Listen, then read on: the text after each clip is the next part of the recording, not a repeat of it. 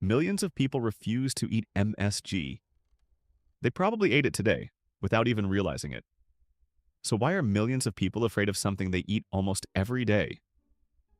The answer didn't start with a scientific discovery.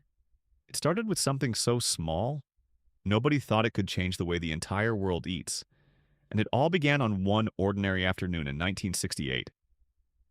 In 1908, a Japanese professor named Kikunai Ikeda was drinking a bowl of seaweed broth. Then he stopped. There was a flavor he couldn't name. Not sweet, not salty, not sour, not bitter. Something else entirely. For the next year, Ikeda worked to isolate whatever was creating that taste. He eventually identified a compound called glutamate. He named the flavor umami. And in 1909, he began selling a purified version of it.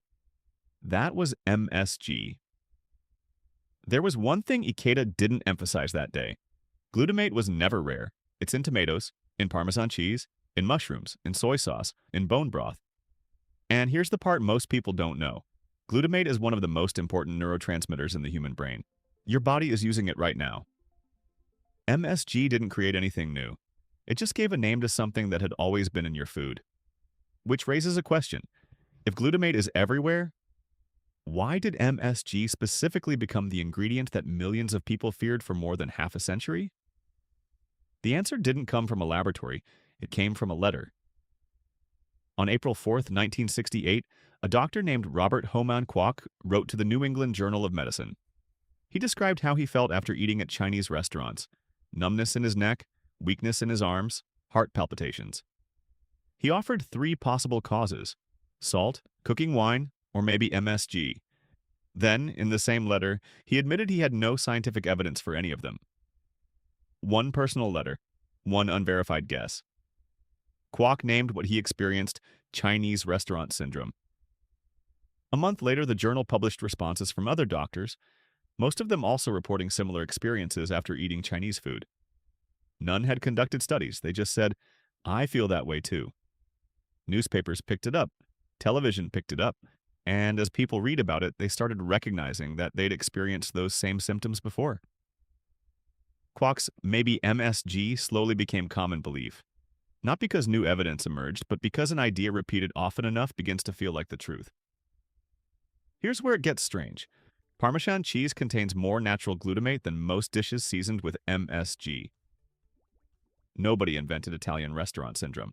So if the problem wasn't glutamate, what did scientists actually find when they decided to test it properly? Eventually, scientists ran the tests. They recruited people who identified themselves as MSG sensitive. People who were certain that MSG gave them headaches, numbness, and heart palpitations.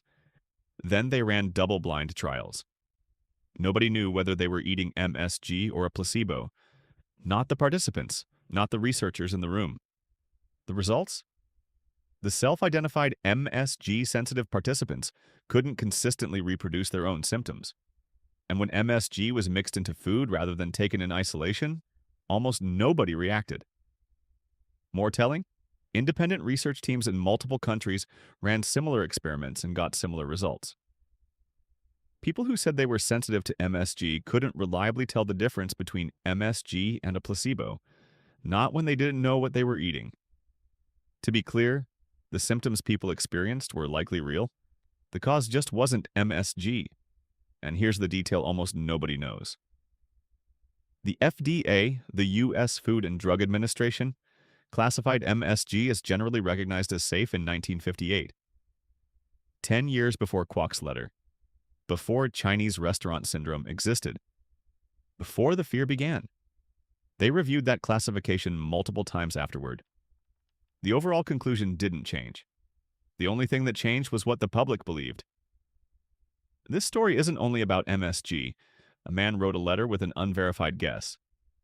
That letter got a name. Then the media picked it up. Then the idea took hold. And once that belief took hold, even as rigorous studies failed to consistently support it, the belief kept going. Because changing an idea that's already taken root isn't as simple as presenting new data. The MSG story isn't really about a food additive. At a deeper level, it's about how an idea, once it gets named, repeated, and believed enough times, can become the truth in the minds of millions of people. And the most unsettling part isn't MSG, it's this. How many other beliefs have formed the same way? And we just haven't noticed yet.